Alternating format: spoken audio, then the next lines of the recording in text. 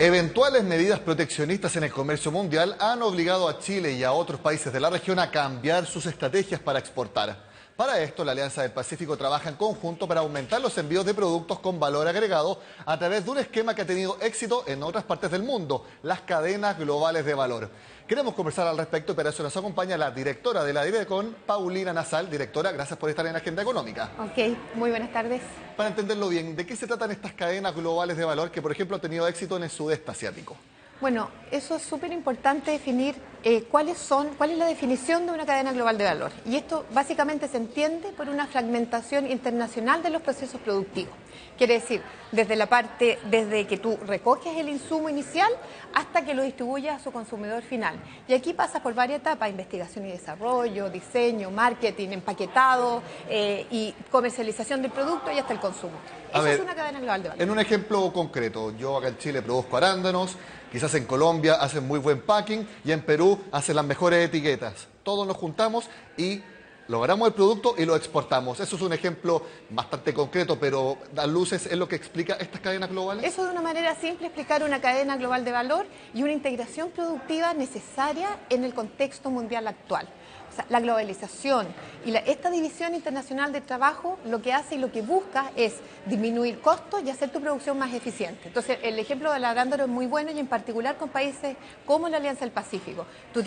Nosotros somos la mayoría proveedores de materias primas y lo que queremos hacer es tratar de facilitar y disminuir la barrera entre nosotros para hacer más eficiente nuestra producción y salir a terceros mercados. Entonces, ese ejemplo lo clarifica muy bien. Este ejemplo de las cadenas globales de valor, ¿tiene que ser con países que sean vecinos, que sean cercanos para que realmente funcionen? ¿O puede ser también con países, por ejemplo, de Chile con Europa o Chile con Norteamérica? Hablamos de México, que está en la Alianza del Pacífico, pero la idea es que sean países cercanos para que los costos de traslados también no hagan eficiente y no desincentiven el juntarse en productores de distintos países. Eso es una muy buena pregunta y es clarificadora de la situación actual de nuestro país.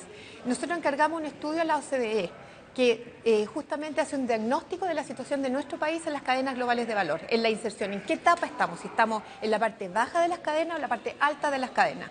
Y esto quiere decir justamente lo que tú dices. Nosotros somos países que tenemos una inserción en las cadenas globales muy baja, pero sin embargo en el contexto latinoamericano regional nosotros estamos rankeados mucho mejor que otros países y es justamente porque tenemos costos de transporte y de infraestructura mucho más bajos con el barrio, con el vecindario.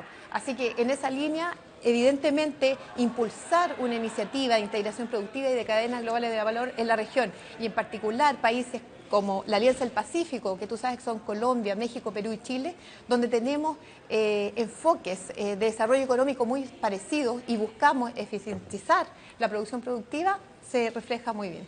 Ahora, para eso tenemos que diversificar de todas maneras nuestra propia matriz, porque ya casi como un eslogan, un mal eslogan de Chile es que exportamos materias primas y no les damos valor agregado. De hecho, es al revés. Exportamos las materias primas, pero después tenemos que importar los productos que nosotros deberíamos darle el valor. Sí, bueno, este estudio de la OCDE yo creo que nos da varias luces de lo que tenemos que hacer. Hay una respuesta de instinto natural que nosotros sabemos que somos un país fuertemente productor en materias primas y la diversificación de nuestra canasta exportadora no ha sido lo necesaria, suficiente a raíz de la apertura comercial que hemos tenido. Entonces, en esa línea, este estudio de la OCDE lo que dice justamente de Chile es que le faltan ciertos elementos para poder participar en las cadenas globales de valor de una manera que contribuya mejor al crecimiento económico. El estar tan aislado geográficamente, sin duda que es algo que ha entorpecido precisamente este desarrollo. Mira, en los tiempos actuales yo diría que no. En un principio sí, pero la verdad es que la apertura comercial justamente que tiene Chile, con esta red de acuerdos comerciales de 26 acuerdos con 64 países, ha hecho que disminuyan mucho nuestras barreras comerciales y las no arancelarias también, que son básicamente las regulatorias. Así que también hemos hecho muchos convenios y hemos hecho acuerdos en materia de infraestructura, de transporte, de comunicaciones, de conectividad en general. El comercio electrónico, por ejemplo, también facilita mucho el comercio. Antes tú tenías que ir tú mismo con tu producto a otro mercado para venderlo y ahora la mayoría de estas transacciones se hacen de manera digital. Entonces, antes era un factor, pero ahora justamente con la internacionalización eso es un factor menor y menos redundante. Entonces ahora hay otros temas que tú tienes que invertir.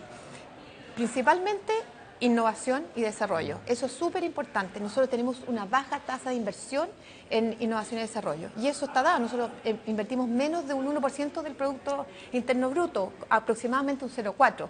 Si tú comparas esto, nosotros somos un país OCDE. Somos obviamente de los que menos invertimos, y estamos hablando de inversiones como Corea, países como Corea que invierten 4% del PIB, o sea, estamos sumamente abajo y eso es un factor sumamente importante. O sea, no hay que quedarse solamente en que Chile puede aportar materias primas, sino que también puede aportar otras cosas que quizás aún somos un poco débiles. Pero totalmente débiles, por eso también se está hablando y por eso el gobierno lanzó desde el inicio de la administración de la presidenta Bachelet el programa de innovación, de productividad, de crecimiento para aportar en este lado de que tenemos un flanco débil, tenemos que tratar de ponerle valor a nuestra producción. Entonces hay que pasar por un proceso de transformación productiva y la única manera es aumentando la inversión en innovación, desarrollando más nuestro capital humano. Tenemos que invertir en educación. O sea, ahí tenemos también otro elemento importante que hay que seguir. Aprovechar más la red de acuerdos comerciales. ¿Cómo tú aprovechas? Porque el rol de la Dirección Económica, la Cancillería, es abrir mercado. Pero luego el aprovechamiento no ha sido tal, no ha sido el que uno esperaría. Es muy bueno, las exportaciones han crecido enormemente. ¿Eso pero porque es por idiosincrasia que quizás han estado un poquito dejados los productores chilenos? Más que por eso también nos hemos dado cuenta, todos los países, no solo Chile, de que hay que implementar medidas complementarias a la apertura comercial. Y ahí juega un rol importante en las políticas públicas que pueden hacer cada uno de los países. Tú tienes que implementar otras medidas para complementar esta apertura. Y en ese sentido te digo, por ejemplo, medidas de facilitación de comercio, las exportaciones de servicio también. Nos dimos cuenta que la mayoría de las barreras no están afuera, están adentro. Muchos exportadores nos dicen, yo para exportar servicios necesito un sistema tributario ad hoc, un sistema aduanero que me facilite la vida, clasificación de aduanas, para que si tú clasificas tu exportación de servicios, muchas veces estás afecto a un beneficio tributario. Entonces, tenemos que ir mejorando. En eso también la eliminación de las dobles tributaciones que han ido avanzando en el último tiempo. Perfecto, eso es clave. Y por eso nosotros hemos firmado crecientemente acuerdos de doble tributación con nuestros socios comerciales, porque justamente apuntan a eso. Es una variable más relevante a la hora de exportar principalmente servicios. Y ahora cuando vemos, por ejemplo, que un país como Estados Unidos, Donald Trump dijo que no va a seguir con el TPP, muchos dicen que con esto el TPP va a morir, quizás eso no suceda, pero sin duda que si se caen acuerdos como el TPP puede afectar las cadenas globales de valor que estamos conversando. Mira, la verdad que bueno, primero, las decisiones que tome un país en particular, y un país importante evidentemente para nosotros, es nuestro segundo socio comercial, Estados Unidos, van a tener un impacto. Pero esta red de acuerdos comerciales que tenemos y esta estrategia que inició Chile hace 30 años le van a servir justamente como colchón para compensar las medidas que pueda tomar un país en particular, el TPP. El TPP es un acuerdo del futuro. Los países negociamos más de 5 años de discutir, de estudiar las nuevas reglas del comercio internacional. Esa es una discusión que no va a quedar ahí.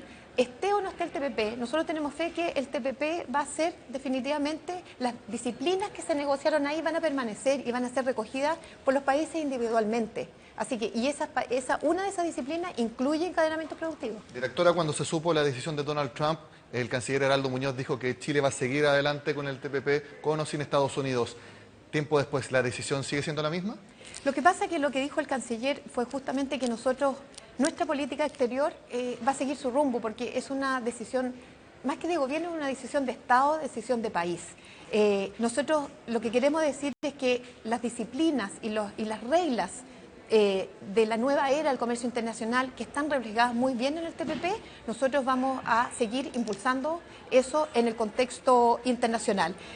Muchos países miembros del TPP y los países miembros de la Alianza del Pacífico y otros países no miembros del TPP, estamos hablando de otros países asiáticos, Indonesia, China, Corea, están muy dispuestos a seguir avanzando en esa línea, que son las nuevas reglas del comercio internacional, que como te digo, están recogidas en un acuerdo tan importante como el TPP.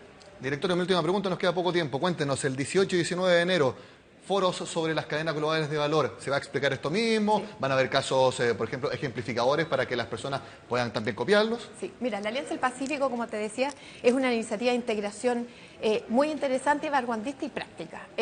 Y nuestra relación y foco con los países del Asia-Pacífico, ASEAN, uno de los compromisos que asumimos es aprender de la experiencia de ellos en este seminario, que va a ser la próxima semana. Vamos a traer autoridades de los distintos países de ASEAN, van a participar autoridades y académicos, tanto de nuestro país como de los países de la Alianza del Pacífico, y también participa el sector privado de los 4 países de la Alianza del Pacífico, para que cada uno de ellos, desde su perspectiva, digan cómo hay que insertarse exitosamente en las cadenas globales de valor para apuntalar el crecimiento económico y el desarrollo social que todos esperamos.